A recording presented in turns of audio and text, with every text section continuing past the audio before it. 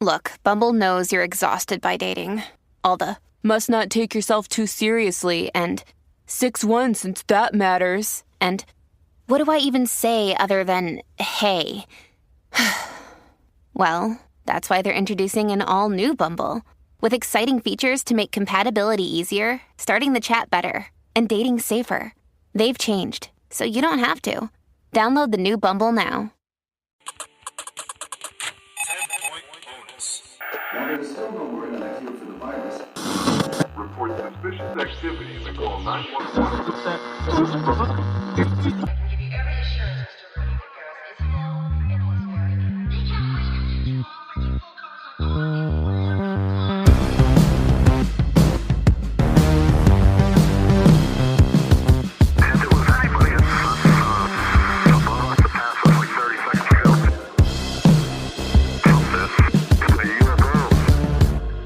Howdy, folks, and welcome back to another episode of your favorite podcast, That Would Be Rad.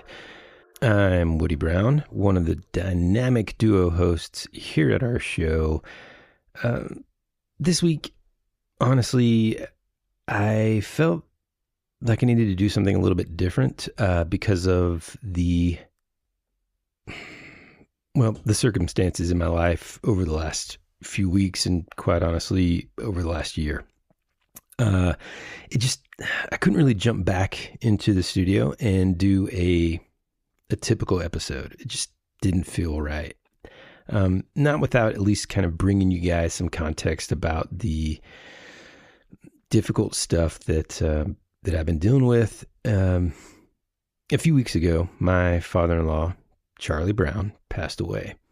He'd been fighting cancer for a third time and basically just battling it over the last 15 years or so, off and on. And yes, that's really his name, Charlie Brown. And yes, my wife's maiden name was Brown before we, got married.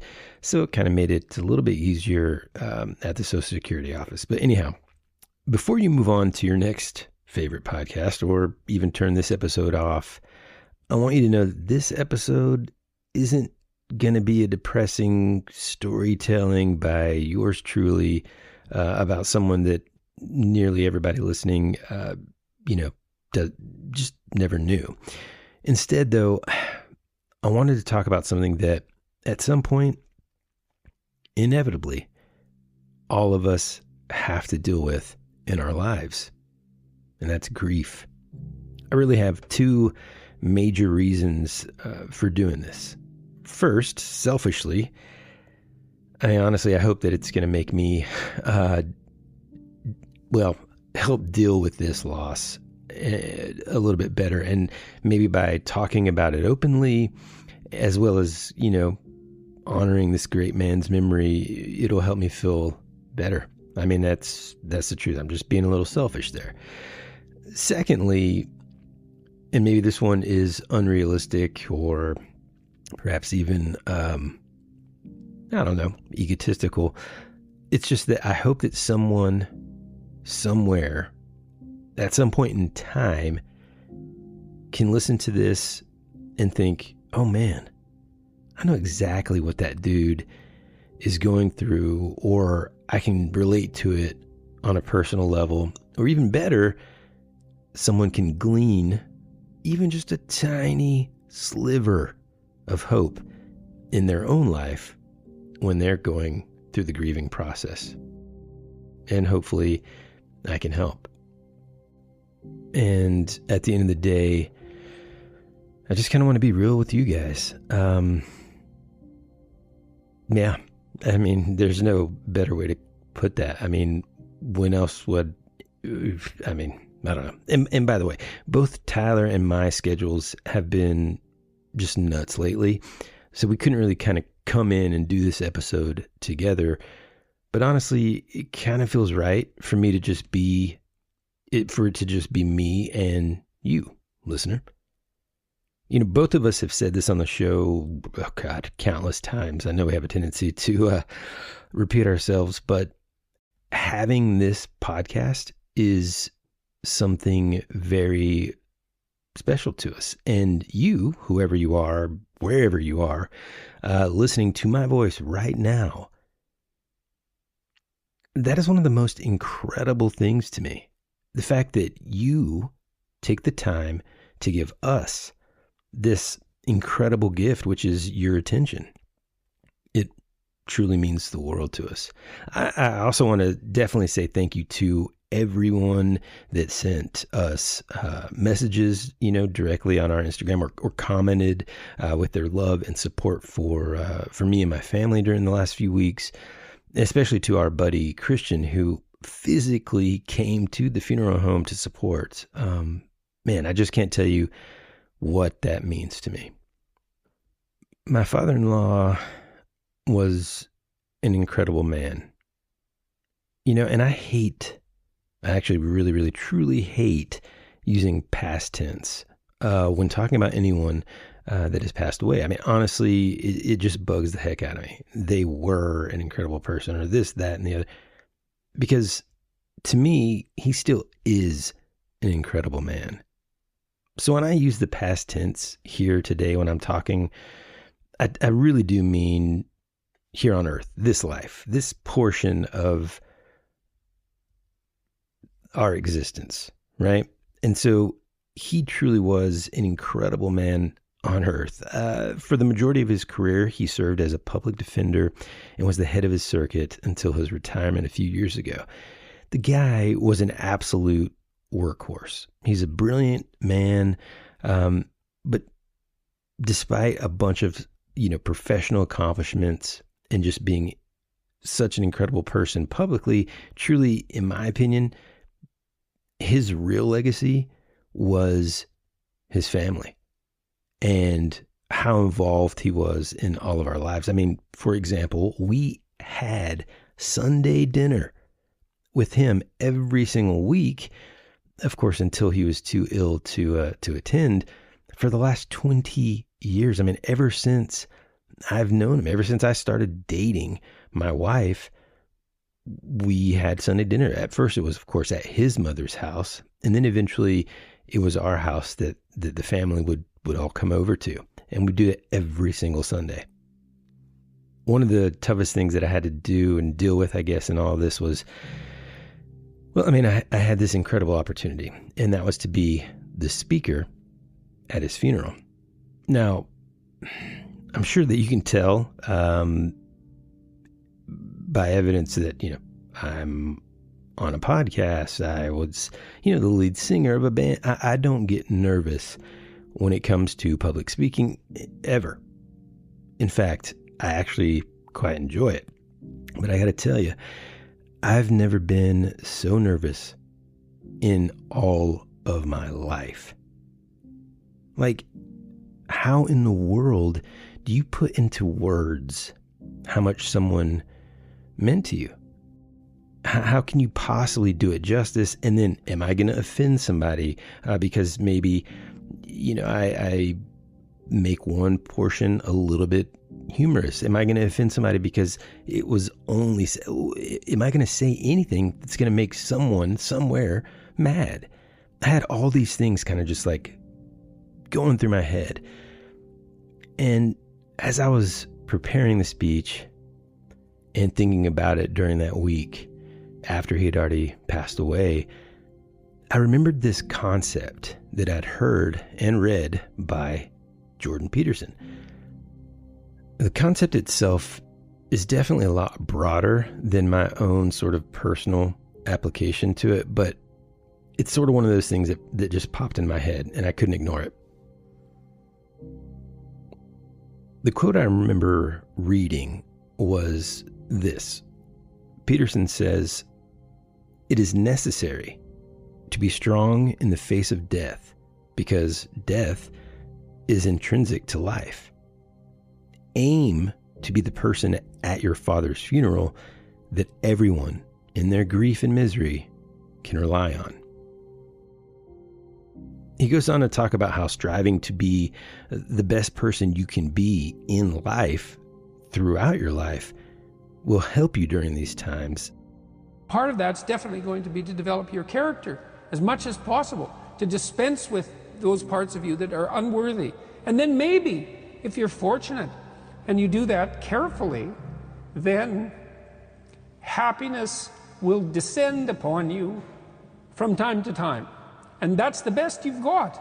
And then also perhaps during sorrowful times, or worse, evil times, the fact that you've strengthened your character and that you're aiming at the highest that you can conceptualize, that'll give you the moral fortitude to endure without becoming corrupted during those times, and to be someone who can be relied upon in a crisis. There's an aim. You know, one of the things I've told my audiences, the young guys take to this a lot. I said, you should be the strongest person at your father's funeral, right? Well, that's something to aim for. It's a transition, a generational transition, and it means that, well, all the people around you are suffering because of their loss. They have someone to turn to who can illustrate by their behavior that the force of character is sufficient to move you beyond the catastrophe. And you need that. And that's a great thing to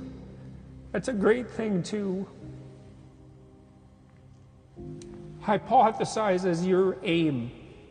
And happiness just evaporates as irrelevant in light of that sort of conceptualization. So when you are the strongest person at your father's funeral, and I just buried my father Yeah, this month, yeah. so it strikes home that when you say that, should there be joy around that realization? Not happiness. Happiness is like the fizzly bubbles in a carbonated beverage. Flighty, they tickle your tongue, but they go away. Is there a deeper joy? Because so many... Well, there's at least the sense that you've taken something that could be very much like hell and made it far better than it could have been. Now, of course, in his lectures about this, or, you know, in any of his writing, he doesn't say that you yourself cannot grieve. I mean, that's impossible, right? He also doesn't mean that you can't cry, or, geez, he doesn't even mean that you can't lose your shit a little. I mean, after all, we're only human, right?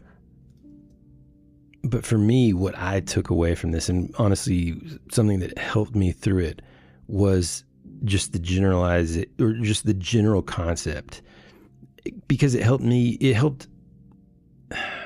like inspired me to sort of brush off the nerves and understand that there was something more important at stake, for me to be able to deliver this speech in a way that I was able to convey just how much this man meant to me and the family, to tell some stories that I wanted people to know if they didn't already.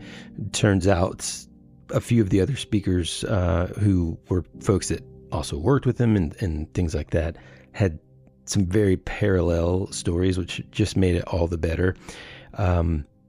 But also I wanted to be, it went beyond that. It was more than just, hey, I hope I can, get through this speech without just passing out or throwing up on myself or getting choked up the entire time.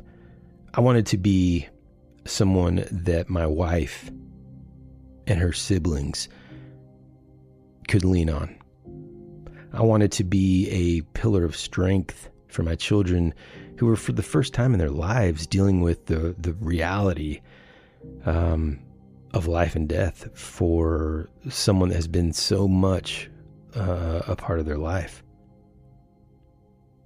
In this, I wondered, how do most people handle grief? I mean, what are the ways that you handle it? For me, I tend to escape into creativity. I mean, over the last few weeks, I have put in my AirPods, listened to some music, and just, painted Dungeons and Dragons miniatures and built, terrain to have on the table for upcoming campaign stuff. I mean, just buildings and cottages. And I'll actually post some of the pictures this week on Instagram because I'm kind of proud of them. But while I think it's important to have alone time, and I mean, truly, especially that first day after the funeral, it was interesting to kind of observe every one of us in my family, my wife, my son, and my daughter. We kind of all just did our own thing. I mean, we were around and we would talk with one another, of course, but over that day, we kind of just, we were doing things on our own, whatever it was to kind of pass the time, and kind of get our minds off it, honestly. And I remember when I was younger, I would think, it's like I almost felt guilty about kind of keeping myself busy when I was managing any kind of grief. Like I was intentionally trying to forget or ignore something. But what I've come to realize is that that's not true at all. I mean, sometimes even the most mundane of tasks for me can be therapeutic. I mean, it allows my mind to sort of process what's happened and really kind of allows for these like beautiful memories to help ease the pain of losing someone that you love so much. And like I said, although I think it's super important to have alone time, I think it's very important, or I should say equally important, that intermixed with those moments of just kind of being able to be alone with your thoughts and maybe even doing something, with creative juice, and staying busy, is spending time with other loved ones and people that are dealing with the same grief so that you can sort of process it and talk about it together. I think that's super healthy for me anyway. Often any kind of sort of artistic medium that I can use, whether it's writing, be that stories or journaling or music, songwriting, any kind of like thing that I can do with my hands, like crafting or building something, sketching or whatever, it's extremely cathartic and powerful for me my entire life. Also, one of my major sort of coping mechanisms is and has been my entire life is, going for a run or a walk, doing some sort of physical activity. And, it's super powerful. I already feel better talking here, telling you about what's going on with me lately. I really just wanted to kind of bring you some context into why in the world has our schedule been a little crazy. And like I said before, I just want to be real, I know that the podcasters that I listen to or, anyone that I sort of give my gift of attention to, I would be, I don't know. I would want to know, kind of how, to me, I don't know. I don't really know what I'm trying to say other than like, I'm a human just like you, and I'm having a tough time. And thankfully I have a strong support system filled with friends and family who can help me get through it. And honestly, you guys. All right. I'm not going to take up any more of your time, but if you made it this far and you've listened to me up until now, please know this. I truly appreciate you. Honestly, from the bottom of my heart. Every week I close the show with 2 words. Be rad. I'm not sure what that means to you, but if I may, before I say that this week, let me tell you how my father-in-law, Charlie Brown, embodied its meaning by the way he lived his life. These are things that I gleaned and from his example, but also things that I believe kind of round out what it means to be rad. First, spending time together and in the moment with those that you love, and doing that often. Cultivating lifelong friendships and trying to hang out with those friends as much as you can. And I got to say, I got to work on that. telling the people that you love them every single day. Making someone else's day better because for whatever reason, your lives crossed paths that day. Being kind to everyone. And sharing something that you love, whether that's music, art, books, movies, or podcasts, with someone, turning them on to something new. That's what it means to me, and I hope to you too. Well, we'll see you next week with one of our typical episodes. Thank you again for listening, and until next time, I love you, I appreciate you, and as always, be rad. That's the way it goes.